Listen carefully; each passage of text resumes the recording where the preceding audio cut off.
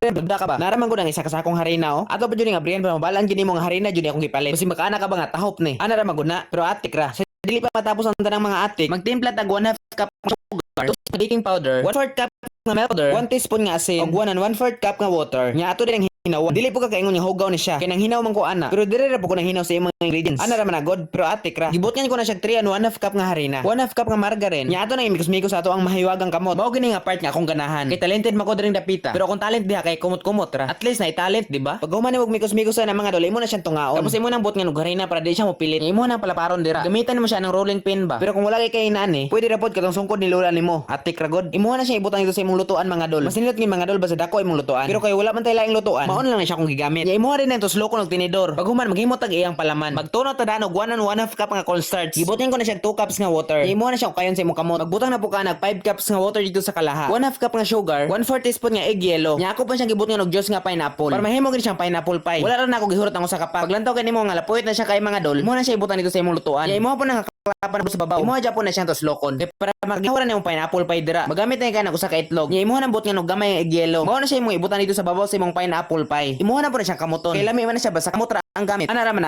agod pero atik ra. Ato na siya ning ayuhon ang plasada sa tong pinakainik nga uben dire mga dol. Kanan si pangutana ra ba para makabalo lang yun mo. Kung sa gi-purpose ning kuwak nga nagbitay tungod sa akong pinakainik nga uben. Kuha na siya mga dol kanang design ba. Nya lumay sa din siya. Para mokaon sa akong tinapay, magbalik-balik yun si kalami. Ana ra man agod pero atik ra. Pagkaluto na sa akong pineapple pie mga dol, ako na siyang gihaon. Ako na siyang gibabugnaw daan mga dol before na ako gi-slice. Para dili siya mabungkang inog slice nimo. Mao gini siya gitawag pineapple pie sa mua mga dol. Pagtilaw na ko ani kay murag siya pineapple ang flavor. Dili pud guro pwede nga mangga ang flavor sa pineapple pie. Basta pineapple pie gani, pineapple gani ang flavor. Atik ra god. Nya unsa tawag gani sa inyo ha mga dol. Kung nasaag din imong video ha, pa-comment naman kung taga-asa ka para mabalanse na ko pa kung asa na nga bulando sa akong mga video. Ana ra maguna, lami aligi.